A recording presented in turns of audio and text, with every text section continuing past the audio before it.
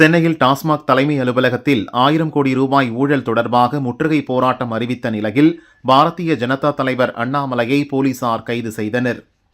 1000 கோடி ரூபாய் டாஸ்மாக் ஊழலை கண்டித்து தமிழக பாஜக சார்பில் இன்று சென்னை டாஸ்மாக் தலைமை அலுவலக முற்றுகை போராட்டம் அறிவிக்கப்பட்டிருந்தது. இந்நிலையில் இன்று காலை முதல் பாஜக மாநில தலைவர் அண்ணாமலை, பாஜக மூத்த தலைவர்கள் தமிழிசை, ஹெச் ராஜா ஆகியோர் வீட்டுக் காவலில் வைக்கப்பட்டுள்ளனர். டாஸ்மாக் ஊழலை கண்டித்து போராட்டம் நடத்த முயன்ற பாரதிய ஜனதா நிர்வாகிகளை கைது செய்து போலீசார் அடக்குமுறையை கட்டவிழ்த்து விட்டுள்ளனர் என மத்திய அமைச்சர் எல். முருகன் கூறினார். ஜனநாயகத்தின் மீது துளியும் நம்பிக்கை இல்லாத முதல்வர் ஸ்டாலின் போலீசாரை ஏவி பாரதிய ஜனதா போராட்டத்தை ஒடுக்கிவிடலாம் என கனவு காண்கிறார். அறவழி போராட்டத்தை அடக்குமுறையால் ஒடுக்கியதாக சரித்திரம் இல்லை. பாஜக தலைவர்கள் வீட்டுக் காவலில் வைக்கப்பட்டிருப்பதற்கு பாஜக மாநில தலைவர் அண்ணாமலை கண்டனம் தெரிவித்துள்ளார்.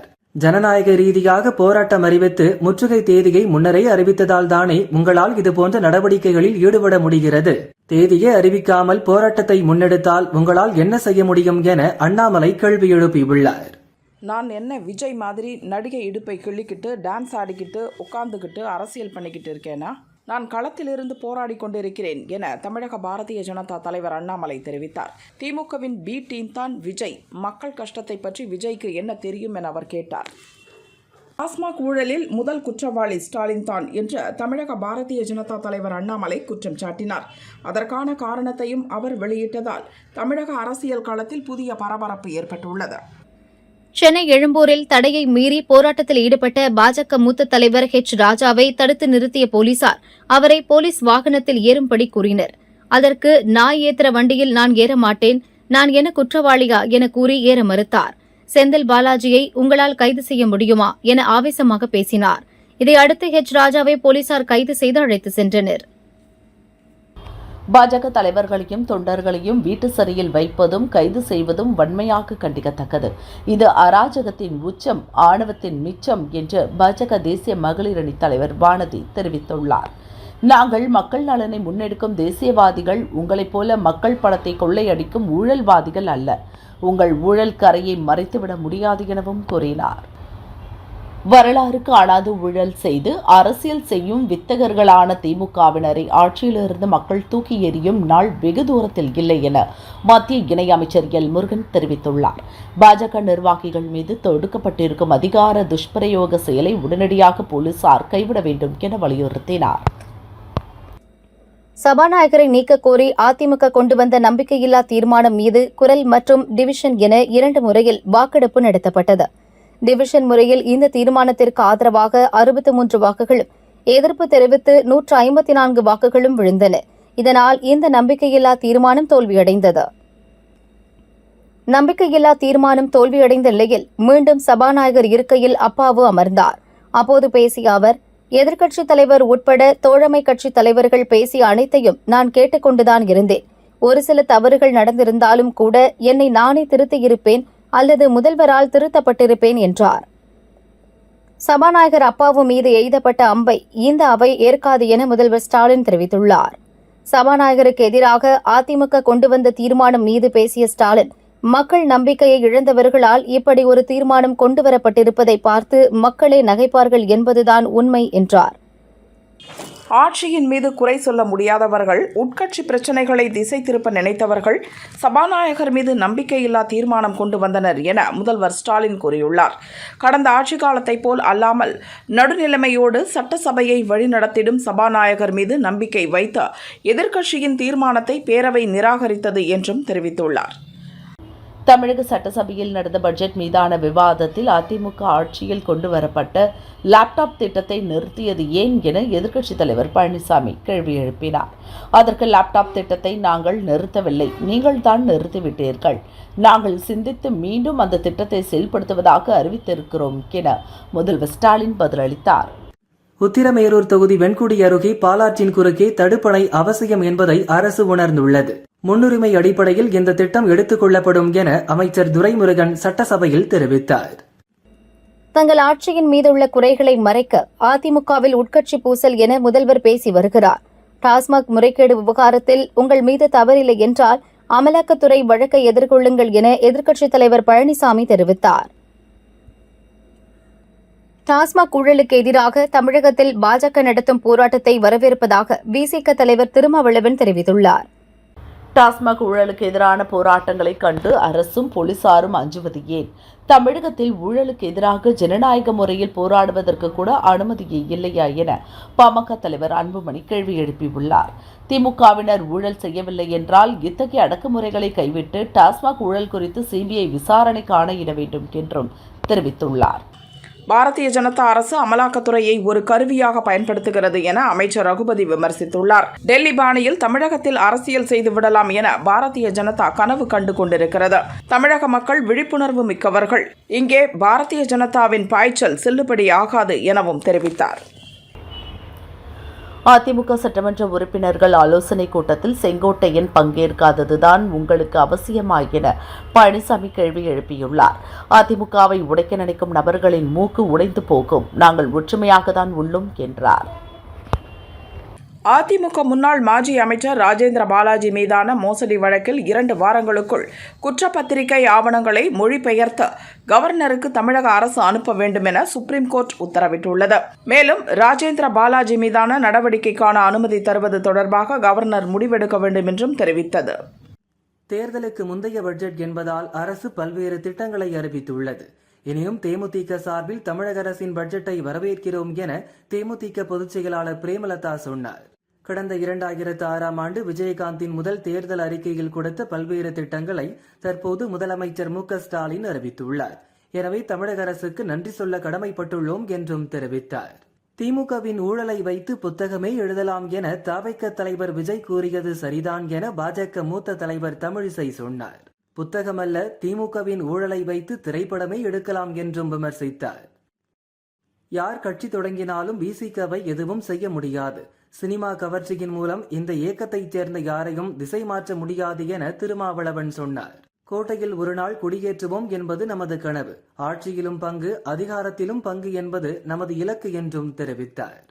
கடந்த 2021 சட்டமன்ற தேர்தலில் திமுக வெற்றி பெறுவதற்கு காரணமே நான் தான் என நாம் தமிழர் கட்சியின் ஒருங்கிணைப்பாளர் சீமான் தெரிவித்துள்ளார். 60க்கும் மேற்பட்ட தொகுதிகளில் அதிமுக வாக்குகளை நாம் தமிழர் கட்சி பிரித்ததால் திமுக வெற்றி பெற்றது. 2026இல் நான் விடமாட்டேன். என்ன நடக்குது என்று பொறுத்திருந்து பாருங்கள் எனவும் தெரிவித்தார். புதுச்சேரியில் நிரந்தர சாதி சான்றிதழ் திட்டம் வெற்றிகரமாக அமல்படுத்தப்பட உள்ளது. நிர்வாக செயல்முறைகளை எளிதாக்கி மக்களுக்கு சேவையாற்ற நடவடிக்கை எடுக்கப்பட்டுள்ளது என புதுச்சேரி சட்டசபையில் முதல்வர் ரங்கசாமி தெரிவித்தார். நியூசிலாந்து பிரதமர் கிறிஸ்டோபர் லக்சன் பிரதமராக பதவியேற்ற பின் முதன்முறையாக 5 நாள் அரசுமுறை பயணமாக இந்தியா வந்துள்ளார். டெல்லியில் உள்ள ஹைதராபாத் இல்லத்தில் பிரதமர் மோடியும் கிறிஸ்டோபர் லக்சனும் இருதரப்பு உறவுகள் குறித்து விவாதித்தனர். இரு நாட்டு தலைவர்கள் மத்தியில் பல்வேறு ஒப்பந்தங்கள் கையெழுத்தாகின. தமிழகத்தில் தேசிய கல்விக் கொள்கை எதிர்ப்பு முழுக்க அரசியல் தவிர வேறு எதுவும் இல்லை என அண்ணா பல்கலைக்கழக முன்னாள் துணைவேந்தர் பாலகுருசாமி கூறினார். நேஷனல் எஜுகேஷன் பாலிசி எதிர்ப்பே சுத்த வேஸ்ட் எனவும் படித்தாலும் தெரியாது, சொன்னாலும் புரியாது என அவர் கூறினார். புதிய கல்விக் கொள்கை, லோக்சபா தொகுதிகள் மறுவரையறை போன்றவற்றில் உண்மையை புரிந்து கொள்ளாமல் அரசியலுக்காக தமிழக முதல்வர் ஸ்டாலின் எதிர்ப்பு தெரிவிக்கிறார் என மத்திய அமைச்சர் கிஷன் ரெட்டி குறிப்பிட்டார். தமிழக சட்டசபைக்கு அடுத்த ஆண்டு தேர்தல் நடைபெறவுள்ள நிலையில் தன் அரசின் மீதான மக்கள் கோபத்தை திசை திருப்ப புதிய மேக்கப் போட்டு பழைய நாடகத்தை திமுக நடத்துகிறது என்றும் விமர்சித்தார். தமிழக பகுதிகளின் மேல் ஒரு வளிமண்டல கீழடுக்கு சுழற்சி நிலவுகிறது. இதன் காரணமாக தமிழகத்தில் ஒரு சில இடங்கள், புதுச்சேரி மற்றும் காரைக்காலில் இன்று முதல் 22ஆம் தேதி வரை மிதமான மழை பெய்ய வாய்ப்புள்ளது என சென்னை வானிலை ஆய்வு மையம் தெரிவித்துள்ளது. தமிழகத்தில் ஒரு சில இடங்களில் பகல் நேர வெப்பநிலை இயல்பை விட 3 டிகிரி செல்சியஸ் வரை அதிகமாக பதிவாகலாம். வரும் 20ஆம் தேதி வரை வெப்பநிலை உயர்வு காணப்படும் என்றும் குறிப்பிட்டுள்ளது. மத்திய அரசு அறிவித்துள்ள நகர்ப்புற சவால் நிதி திட்டத்தில் தமிழகத்துக்கான நிதி பெறுவதற்காக திட்டங்கள் தயாரிக்கும் பணிகளை தமிழக வீட்டு வசதி மற்றும் நகர்ப்புற வளர்ச்சித்துறை முடுக்கிவிட்டுள்ளது. ஆன்லைன் மோசடிகள் அதிகரித்து வருவதால் போலி கடன் செயலிகளை பதிவிறக்கம் செய்ய வேண்டாம் என மாநில சைபர் குற்றப்பிரிவு போலீசார் எச்சரித்துள்ளனர். இதுபோன்ற முறைகேடுகள் தொடர்பாக 2024ஆம் ஆண்டில் 9873 புகார்கள், 2025ஆம் ஆண்டில் 3834 புகார்கள் இன்று வரை பதிவு செய்யப்பட்டுள்ளன எனவும் தெரிவித்துள்ளனர். சென்னை கோட்டூர்புரத்தில் அருண் மற்றும் சுரேஷ் ஆகிய 2 பேரை பைக்கில் வந்த மர்ம நபர்கள் அரிவாளால் வெட்டி படுகொலை செய்தனர். படுகொலை செய்யப்பட்ட சுரேஷ் காஞ்சிபுரம் காவல் நிலைய சரித்திர பதிவேடு குற்றவாளி என சொல்லப்படுகிறது. படிக்கப்படியாக இந்த கொலை சம்பவம் அரங்கேற்றப்பட்டதா என்ற கோணத்தில் போலீசார் விசாரித்து வருகின்றனர். அமெரிக்க தேசிய நுண்ணறிவு பிரிவின் இயக்குனர் துளசி கபாட் இந்தியாவுக்கு வருகை தந்துள்ளார். அவர் புதுடெல்லியில் இந்திய தேசிய பாதுகாப்பு ஆலோசகரான அஜித் தோவலை சந்தித்து பேசினார். இந்தோ அமெரிக்க உறவுகளில் பல்வேறு அம்சங்களை பற்றி இருவரும் விரிவாக ஆலோசனை மேற்கொண்டனர். வாட்டிகனின் கத்தோலிக்க திருச்சபையின் தலைவரான போப் பிரான்சிஸ் வயது முதுமை காரணமாக உடல்நலம் குன்றியுள்ளார். கடந்த பிப்ரவரி 14ஆம் தேதியன்று ரோமில் உள்ள அகஸ்டினோ ஜெமேலி மருத்துவமனையில் அனுமதிக்கப்பட்டார். தற்போது போப் பிரான்சிஸ் உடல்நலம் தேறியுள்ளார். அவர் ஜெமேலி பாலி கிளினிக்கில் உள்ள தேவாலயத்தில் நடந்த திருப்பலி நிகழ்ச்சியில் பங்கேற்றுள்ளார். இந்த புகைப்படத்தை வாட்டிகன் வெளியிட்டுள்ளது. காரைக்குடியைச் சேர்ந்த ஓம்குமார் என்பவர் தனது குடும்பத்துடன் திருச்செந்தூர் கோவிலுக்கு சென்றுள்ளார். அங்கு கூட்ட நெரிசலில் அவருக்கு மூச்சு திணறல் ஏற்பட்டது. அவசர கால வழியில்லாததால் அரை மணி நேரம் கோவிலுக்குள் சுற்றியுள்ளனர். காலதாமதமானதால் ஓம்குமார் இறந்தார். கோவில் நிர்வாகத்தின் அலட்சியம் மற்றும் அடிப்படை வசதிகள் இல்லாததே அவர் உயிரிழந்ததற்கு காரணம் என அவரது குடும்பத்தினர் குற்றம் சாட்டியுள்ளனர். தமிழக அரசு உரிய நடவடிக்கை எடுக்க வேண்டும் என வலியுறுத்தினர். மதுரவாயல் பாக்கியலட்சுமி நகரில் கௌதம் என்பவரின் வீட்டில் சார்ஜில் இருந்த எலக்ட்ரிக் பைக் மின்கசிவு காரணமாக தீப்பிடித்தது. இந்த விபத்தில் கௌதம், மனைவி மற்றும் 9 மாத குழந்தைக்கு காயம் ஏற்பட்டது. சிகிச்சை பெற்ற குழந்தை பலியானது. போலீசார் விசாரணை மேற்கொண்டுள்ளனர். நாமக்கல் மாவட்டம் பள்ளிப்பாளையம் அடுத்த அக்ரஹாரம் பகுதியில் 2 கிராம் நகைக்காக வீட்டில் தனியாக இருந்த மூதாட்டியை படுகொலை செய்த தாமோதரன் மற்றும் கோகுல்ராஜ் ஆகிய இருவரையும் பள்ளிப்பாளையம் போலீசார் கைது செய்தனர். மது மற்றும் கஞ்சா பழக்கத்திற்கு அடிமையான இருவரும் குடிப்பதற்கு காசு இல்லாததால் மூதாட்டியின் தோடை பறித்துள்ளனர். மூதாட்டி கூச்சலிட்டதால் அவரை தாக்கி கொலை செய்ததாக விசாரணையில் தெரிவித்துள்ளனர். இருவரையும் போலீசார் சேலம் சிறையில் அடைத்தனர். இந்திய ராணுவத்தில் சேர விரும்பும் இளைஞர்கள் ஏப்ரல் 10ஆம் தேதிக்குள் விண்ணப்பிக்கலாம் என மத்திய அரசு தெரிவித்துள்ளது. www.joinindianarmy.nic.in என்ற இணையதளத்தில் இளைஞர்கள் விண்ணப்பிக்கலாம். தமிழ் உள்பட 13 மொழிகளில் ஜூன் மாதம் எழுத்துத் தேர்வு நடைபெறும். விடுமுறை முடிந்து இன்று தமிழக சட்டசபை கூடியது. இதய அறுவை சிகிச்சை நிபுணர் மருத்துவர் KM செரியன், முன்னாள் உறுப்பினர்கள் PR சுந்தரம், மா கோவிந்தராஜலு, வே குணசீலன் மறைவுக்கு சட்டசபையில் இரங்கல் தெரிவிக்கப்பட்டது. சபாநாயகர் மீதான நம்பிக்கையில்லா தீர்மானம் குறித்து அதிமுக MLA-க்களுடன் எடப்பாடி ஆலோசனை நடத்தினார். இந்த கூட்டத்தை செங்கோட்டையன் புறக்கணித்தார். பழனிசாமி நடத்திய கூட்டத்தை செங்கோட்டையன் இதுவரை 2வது முறையாக புறக்கணித்துள்ளார். வார துவக்க நாளான இன்று சென்னையில் ஆபரண தங்கத்தின் விலை சரிந்துள்ளது. தங்கம் விலை சவரனுக்கு 80 ரூபாய் குறைந்து ஒரு சவரன் 65,680 ரூபாய்க்கு விற்பனையாகிறது. 1 கிராம் 8,210 ரூபாய்க்கு விற்கப்படுகிறது. வெள்ளி விலை உயர்ந்துள்ளது. கிராமுக்கு 1 ரூபாய் உயர்ந்து 1 கிராம் 113 ரூபாய்க்கு விற்பனை செய்யப்படுகிறது. திருச்செந்தூர் கோவிலில் பக்தர் ஒருவர் மூச்சு திணறல் ஏற்பட்டு உயிரிழந்த சம்பவத்திற்கு ஸ்டாலின் மாடல் அரசும் அறநிலையத்துறை அமைச்சரும் காரணம் என எதிர்க்கட்சி தலைவர் பழனிசாமி குற்றம் சாட்டியிருந்தார். அதற்கு இறந்தவர்களை வைத்து அரசியல் செய்ய வேண்டாம் என அமைச்சர் சேகர் பாபு பதிலளித்துள்ளார். ஹிந்தி, சமஸ்கிருதம் தெரியாமல் தமிழ் வழி கல்வியில் பயின்றவர்கள் இந்திய விண்வெளித்துறையில் சாதித்துள்ளதாக திமுக கொள்கை பரப்பு செயலாளர் திருச்சி சிவா கூறினார். திருப்பூர் மாவட்டம் பல்லடம் அருகே KN-புரம் ஐயம்பாளையம் பிரிவில் ஸ்கூட்டி மீது பின்னால் வந்த கார் வேகமாக மோதியது. இதில் ஸ்கூட்டியின் பின்னால் அமர்ந்திருந்த பெண் காரின் முன்பக்கம் சிக்கிக் கொண்டார். டிரைவர் காரை நிறுத்தாமல் ஓட்டினார். சுமார் 1/2 கிலோமீட்டர் தூரம் வரை அந்த பெண் இழுத்து செல்லப்பட்டார். காரில் இருந்து பெண்ணின் உடல் பிரிந்ததும் கார் டிரைவர் காரை அதிவேகமாக ஓட்டி தப்பிச் சென்றார். தகவல் அறிந்த பல்லடம் போலீசார் விபத்தில் இறந்த பெண்ணின் உடலை மீட்டு அரசு மருத்துவமனைக்கு அனுப்பினர். விபத்து குறித்து விசாரிக்கின்றனர். பொன்னேரி பொன்னகரில் மகா கணபதி கோயில் கும்பாபிஷேகம் வெகு விமர்சையாக நடைபெற்றது. விழாவில் திரளான பக்தர்கள் கலந்து கொண்டு சாமி தரிசனம் செய்தனர். திருமணத்திற்கு முன் பிறந்த குழந்தையை எழும்பூர் குழந்தைகள் நல மருத்துவமனையில் தவிக்க விட்டு சென்ற காதலர்களை போலீசார் தேடி பிடித்து குழந்தையை அவர்களிடம் ஒப்படைத்தனர். Chennai Velachery railway station link ரோட்டில் அரசு டாஸ்மாக் கடையுடன் கூடிய மதுபான கூடம் செயல்பட்டு வருகிறது. இங்கு அரசு நிர்ணயித்த நேரத்தை மீறி 24 மணி நேரமும் தங்கு தடையின்றி கள்ளச்சந்தையில் மது விற்பனை நடைபெற்று வருவதாக புகார் எழுந்துள்ளது. UPSC சிவில் சர்வீஸ் தேர்வுகளுக்கான வினாத்தாள்கள் தமிழ் உள்ளிட்ட பிற மொழிகளிலும் வழங்கப்பட வேண்டுமென கனிமொழி MP கோரிக்கை விடுத்துள்ளார். ஈரோடு மாவட்டம் மொடக்குறிச்சி அருகே மேட்டுப்பாளையத்தில் மனைவியின் நடத்தையில் சந்தேகமடைந்த கணவர் தனது 1.5 வயது பெண் குழந்தையை கொலை செய்துவிட்டு மூச்சு திணறலால் இறந்துவிட்டதாக நாடகமாடியுள்ளார். போலீசார் நடத்திய விசாரணையில் கணவர் உண்மையை ஒப்புக்கொண்டதால் அவரை கைது செய்து சிறையில் அடைத்தனர். இந்த சம்பவம் அப்பகுதியில் பெரும் பரபரப்பை ஏற்படுத்தியுள்ளது. நாமக்கல் மாவட்டம் திருச்செங்கோடு நெசவாளர் காலனியில் பண்டிகையின் போது ஏற்பட்ட மோதலில் இளைஞர் ஒருவருக்கு கத்திக்குத்து ஏற்பட்டது. திருச்செங்கோடு போலீசார் 4 பேரை கைது செய்தனர். தலைமறைவான மற்றொருவரை போலீசார் தீவிரமாக தேடி வருகின்றனர். கடலூர் மாவட்டம் சேத்தியாத்தோப்பிலிருந்து சிதம்பரம் நோக்கி சென்ற அரசு பேருந்தில் மதுபோதையில் ஏறிய ஆசாமி ஒருவர் ஓட்டுநர், நடத்துனர், சக பயணிகளிடம் தகராறில் ஈடுபட்டார். சக பயணிகளின் புகாரை அடுத்து போதை ஆசாமியை அரசு பேருந்தில் இருந்து நடத்துனர் சாலையோரம் இறக்கிவிட்டு சென்றார். தஞ்சையை அடுத்த கரந்தை அருள்மிகு பெரியநாயகி அம்மன் உடனுரை கருணாசாமி கோயிலில் சூரிய பூஜை சிறப்பாக நடந்தது. இதில் ஏராளமான பக்தர்கள், பொதுமக்கள் கலந்து கொண்டு சுவாமி தரிசனம் செய்தனர். நாட்டில் மத கலவரத்தை உருவாக்கும் நிகழ்வு காங்கிரஸ் ஆட்சியில் நடைபெறவில்லை. ஆனால் தற்பொழுது திட்டமிட்டு இஸ்லாமியர்கள் மற்றும் கிறிஸ்தவர்கள் பழிவாங்கப்படுகிறார்கள் என புதுச்சேரி முன்னாள் முதல்வர் நாராயணசாமி சொன்னார். இந்தியாவில் RSS இயக்கம் திட்டமிட்டு கலவரத்தை உருவாக்கி வருகிறார்கள், அதனை முறியடிக்க வேண்டும் என்றும் கூறினார். கும்பகோணம் அருகே உள்ள ஒப்பிலியப்பன் கோயிலில் பங்குனி பிரம்மோற்சவம் 12 தினங்களுக்கு சிறப்பாக நடைபெறுவது வழக்கம். அதுபோல இந்த ஆண்டும் பங்குனி பிரம்மோற்சவ பெருவிழா கொடியேற்றத்துடன் துவங்கியது. இந்நிகழ்ச்சியில் ஏராளமானோர் பக்தர்கள் கலந்து கொண்டு சுவாமி தரிசனம் செய்தனர். வேலூரில் டாஸ்மாக் முற்றுகை போராட்டத்திற்கு புறப்பட்ட பாஜக மாநில பொதுச் செயலாளர் கார்த்தியாயினி வீட்டு காவலில் வைக்கப்பட்டார். சென்னையில் இன்று நடக்க இருந்தது. இதில் கலந்து கொள்ள செல்ல இருந்த என்னை தடுத்து நிறுத்தி வீட்டு காவலில் வைத்துள்ளனர். இது ஜனநாயக விரோத செயல் என கார்த்தியாயினி சொன்னார். திருவாரூர் மாவட்டம் நன்னிலம் வட்டத்திற்கு உட்பட்ட சிறுபுலியூர் கிராமத்தில் அமைந்துள்ள கிருபாசமுத்திர பெருமாள் கோயிலில் கோபுரங்களுக்கு புனித நீர் ஊற்றி கும்பாபிஷேகம் நடைபெற்றது.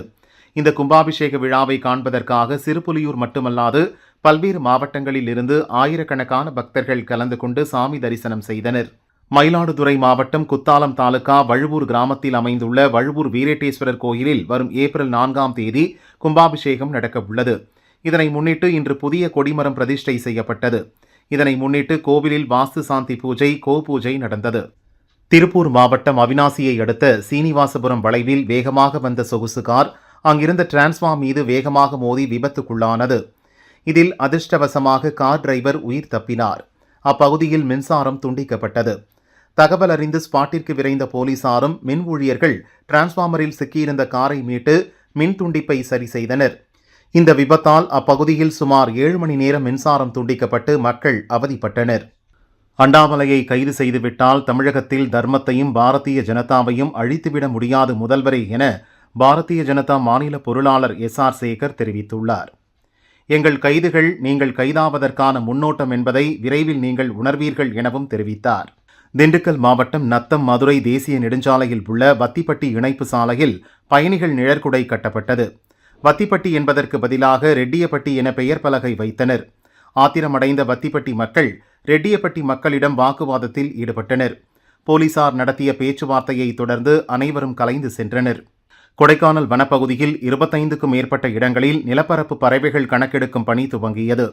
மாணவ மாணவிகள் உள்பட 120 பேர் கணக்கெடுப்பு பணியில் ஈடுபட்டுள்ளனர். விருதுநகர் மாவட்டம் ஸ்ரீவில்லிபுத்தூரில் பள்ளி மாணவ மாணவிகளின் யோகா உலக சாதனை நிகழ்ச்சி நடந்தது.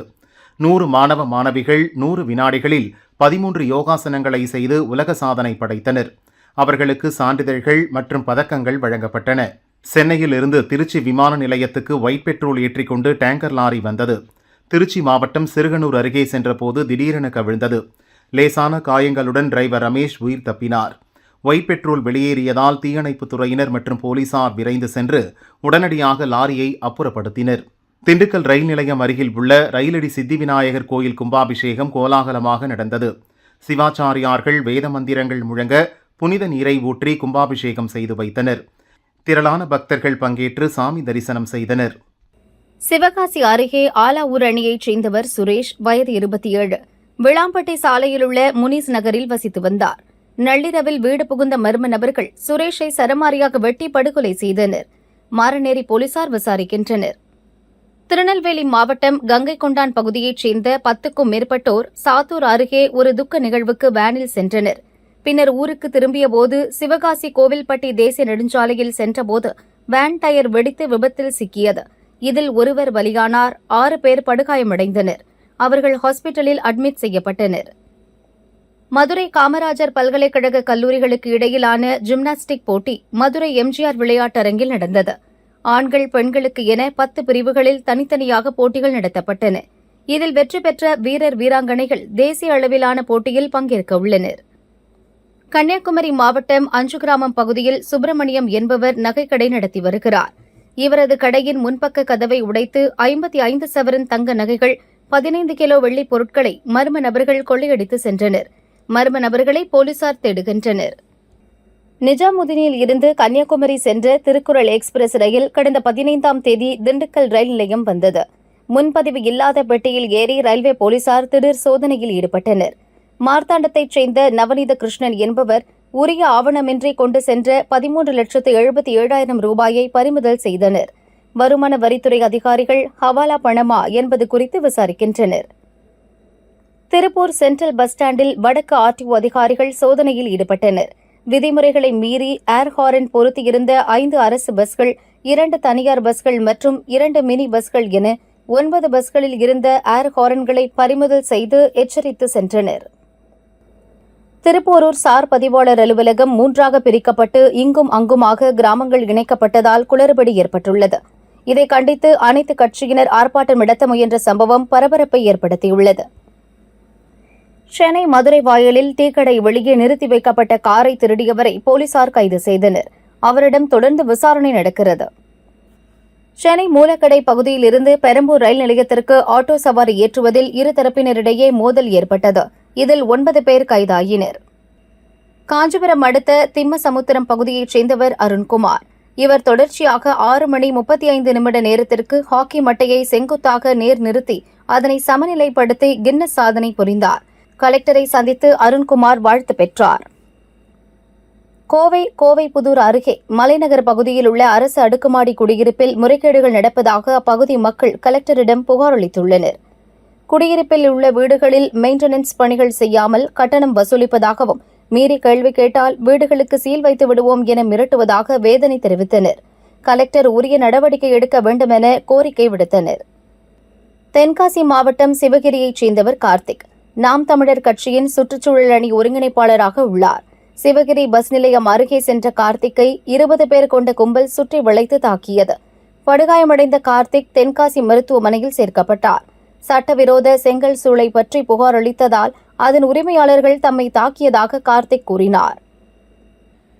புதுச்சேரி அரசு கொண்டுவரும் புதிய மதுபான தொழிற்சாலைகளுக்கு கவர்னர் அனுமதி அளிக்கக்கூடாது என வலியுறுத்தி காங்கிரஸ் சட்டமன்ற உறுப்பினர்கள் சட்டசபையில் இருந்து வெளிநடப்பு செய்தனர். கூட்டணி கட்சியான திமுக எந்த கருத்தும் தெரிவிக்காமல் அவையில் மௌனம் காத்து அமர்ந்திருந்தது.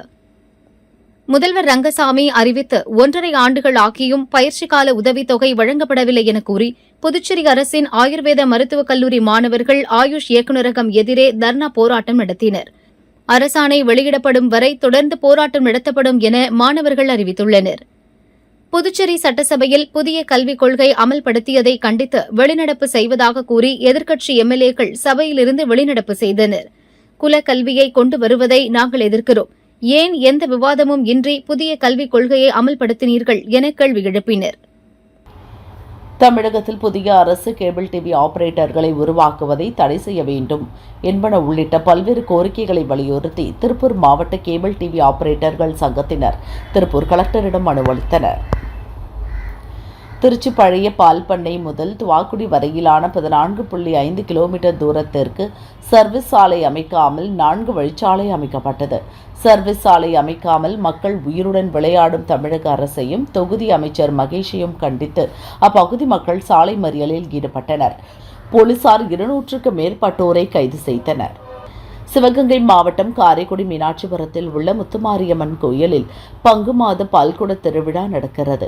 நரிக்குறவர் இன மக்கள் 100க்கும் மேற்பட்டோர் பால்குடம் எடுத்தும் அலகு குத்தியும் அக்னி சட்டி எழுந்தியும் ஊர்வலமாக வந்து நேர்த்திக்கடன் செலுத்தினர்.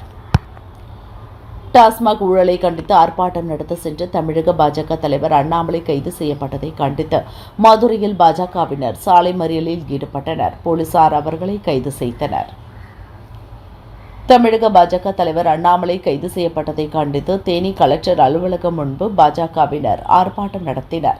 திடீரென அவர்கள் சாலை மறியலிலும் ஈடுபட்டனர். போலீசார் பாஜகவினரை குண்டுகட்டாக தூக்கி சென்று கைது செய்தனர்.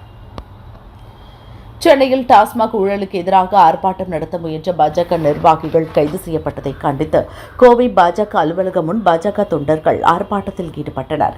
ஆர்ப்பாட்டத்தில் ஈடுபட்ட 100க்கும் மேற்பட்ட தொண்டர்களை போலீசார் கைது செய்து வேனில் ஏற்றினர். மீஞ்சூர் அருகே மனநலம் குன்றிய மூதாட்டி சுத்தியலால் அடித்துக் கொல்லப்பட்டார். இந்த சம்பவம் தொடர்பாக பேரணை போலீசார் கைது செய்தனர்.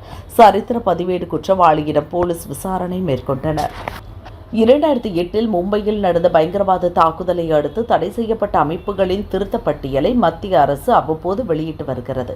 அதன்படி தற்போது 67 அமைப்புகளின் பட்டியல் வெளியிடப்பட்டுள்ளது. பொள்ளாச்சியை தனி மாவட்டமாக அறிவிக்க வேண்டும் என நகர பாஜக சார்பில் பொள்ளாச்சி சப் கலெக்டரிடம் மனு அளிக்கப்பட்டது. மேலும் உடுமலை மடத்துக்குளம் பகுதிகளை பழனி தொகுதியுடன் இணைக்கக்கூடாது, மீறி இணைத்தால் பல்வேறு போராட்டங்கள் நடத்தப்படும் என பாஜகவினர் எச்சரிக்கை விடுத்தனர். IPL கிரிக்கெட் தொடர் மார்ச் 22ஆம் தேதி துவங்குகிறது. மார்ச் 23ஆம் தேதி சென்னை மும்பை அணிகள் மோதும் போட்டி சென்னை சேப்பாக்கத்தில் நடக்கிறது.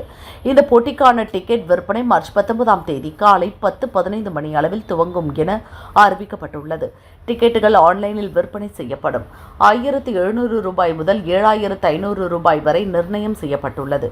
ஒரு நபருக்கு 2 டிக்கெட்டுகள் மட்டுமே விற்கப்படும். IPL கிரிக்கெட்டில் மார்ச் 23ஆம் தேதி நடக்கும் சென்னை மும்பை அணிகளின் போட்டியை பார்க்க வரும் ரசிகர்களுக்கு பல்வேறு கட்டுப்பாடுகள் விதிக்கப்பட்டுள்ளன.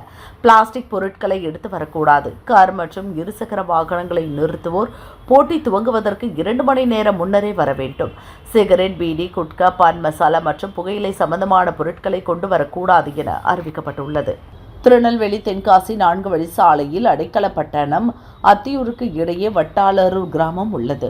இந்த கிராமத்தில் பல ஆண்டுகளாகவே பஸ்கள் நிற்கவில்லை. கிராம மக்கள், பள்ளி, கல்லூரி மாணவ மாணவிகள் கடும் அவதி அடைந்தனர்.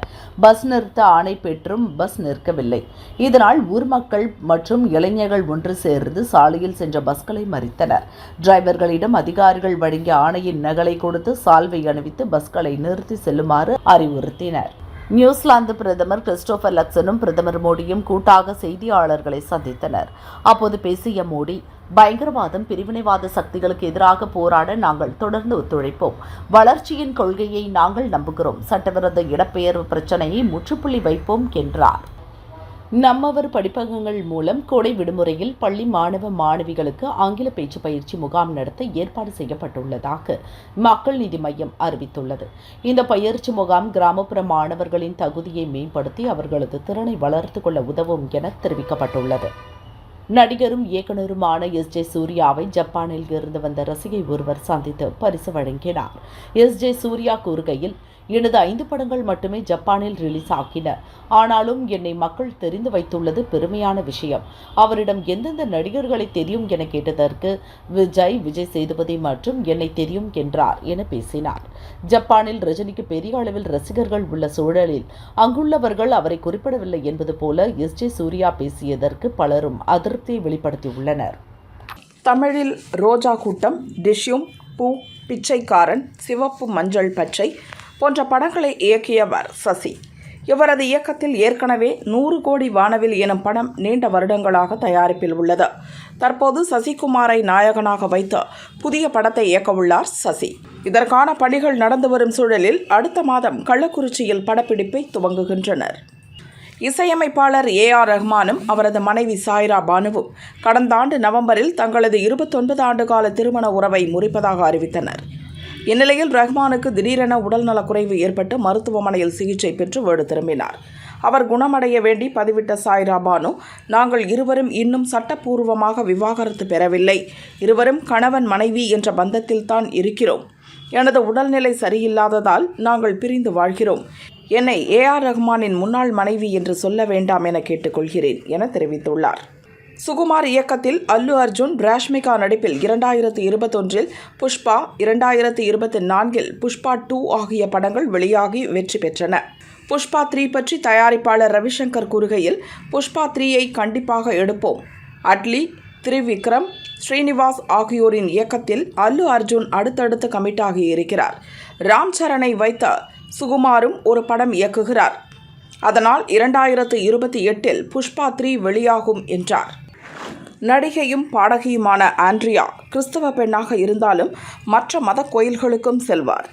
பஞ்சாப் சென்ற அவர் பொற்கோயிலில் தரிசனம் செய்தார். அது பற்றிய போட்டோக்களை வெளியிட்டு முற்றிலும் ஆச்சரியமான பயணம். பொற்கோவில் என்ன ஒரு ஈர்ப்பு! அமைதியான அழகான ஒரு சன்னதி அனைத்து மதங்களைச் சேர்ந்த மக்களையும் வரவேற்கிறது. இந்த பயணத்திற்கு பிறகு சீக்கிய சமூகம் மீதான எனது மரியாதை அதிகரித்துள்ளது என குறிப்பிட்டுள்ளார். பொன்னியின் செல்வன் படத்தில் வானதி கதாபாத்திரத்தில் நடித்து புகழ்பெற்றவர் சோபிதா துலிபாலா. தெலுங்கு நடிகர் நாக சைதன்யாவை சமீபத்தில் திருமணம் செய்து கொண்டார். நடிகர் அஜித்தை போல கார் ரேஸில் ஆர்வம் காட்டும் நாக சைதன்யா மனைவி சோபிதாவுக்கு கார் ரேஸ் பயிற்சி அளித்து வருகிறார். விரைவில் பெண்களுக்கான கார் ரேஸ் போட்டிகளில் சோபிதா கலந்து கொள்வார் என தெரிகிறது. பாலிவுட் நடிகை கங்கனா ரணாவத் தயாரித்து இயக்கிய படம் எமர்ஜென்சி. மறைந்த முன்னாள் பிரதமர் இந்திராவின் வாழ்க்கையை தழுவி இப்படம் ஜனவரியில் ரிலீஸ் ஆகி தோல்வியடைந்தது. இந்த படத்தை இந்தியாவிலிருந்து ஆஸ்கருக்கு அனுப்ப வேண்டும் என ரசிகர் ஒருவர் கோரிக்கை வைத்தார். இதற்கு கங்கனா, வளர்ந்து வரும் நாடுகளை எப்படி மிரட்டி ஒடுக்கி வளைக்கிறார்கள் என்பதை எமர்ஜென்சி படம் வெளிச்சம் போட்டு காட்டியுள்ளது. அமெரிக்கர்களின் முட்டாள்தனமான ஆஸ்கர் விருது அவர்களிடமே இருக்கட்டும், எங்களுக்கு தேசிய விருது உள்ளது என கூறியுள்ளார். தமிழக வெற்றிக் கழகத்திலிருந்து ஆதவ் அர்ஜுனா இடைநீக்கம் செய்யப்பட்டதாக வெளியான தகவலுக்கு தாவேக மறுப்பு தெரிவித்துள்ளது. இந்த தகவல் வதந்தி என்றும் சமூக வலைதளத்தில் போலி செய்தி பரவி வருவதாகவும் தாவேக கட்சி தரப்பில் தெரிவிக்கப்பட்டுள்ளது.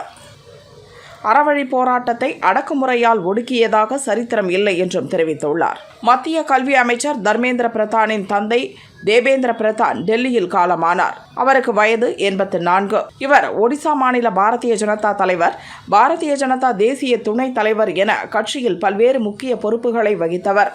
வாஜ்பாய் பிரதமராக இருந்தபோது மத்திய அமைச்சராகவும் பொறுப்பு வகித்துள்ளார். தேபேந்திர பிரதான் உடலுக்கு பிரதமர் மோடி அஞ்சலி செலுத்தினார். அவரது குடும்பத்தாருக்கு ஆறுதல் கூறினார். திருப்பத்தூரில் விமல்ராஜ் என்பவருக்கு சொந்தமான ஹோட்டலில் அரசு பஸ் டிரைவர் வெங்கடேசன் என்பவர் சிக்கன் பிரியாணி சாப்பிட்டுள்ளார். அப்போது பிரியாணியில் கரப்பான் பூச்சி இறந்து கிடந்ததாக கூறப்படுகிறது. ஹோட்டல் உரிமையாளர் நீயே கரப்பான் பூச்சியை போட்டுவிட்டு ஹோட்டல் மீது பழி சுமத்துகிறாய் என அதட்டியதாக கூறப்படுகிறது. திருப்பத்தூர் கலெக்டர் ஆபீஸ் சென்று மனு அளித்துவிட்டு வேதனையை இறக்கி வைத்துவிட்டு சென்றார். நியூசிலாந்து பிரதமர் கிறிஸ்டோபர் லக்சன் அரசுமுறை பயணமாக இந்தியா வந்துள்ளார். ராஷ்டிரபதி பவனில் ஜனாதிபதி முர்முவை சந்தித்து பேசினார்.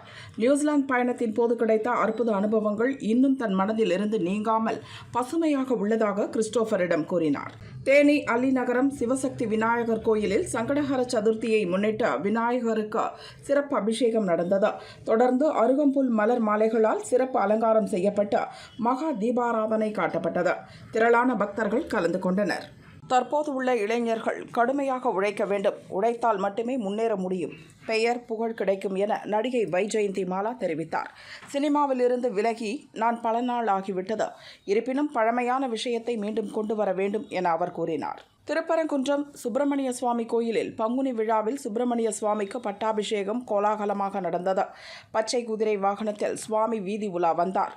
நாளை திருக்கல்யாணம் நடைபெறுகிறது.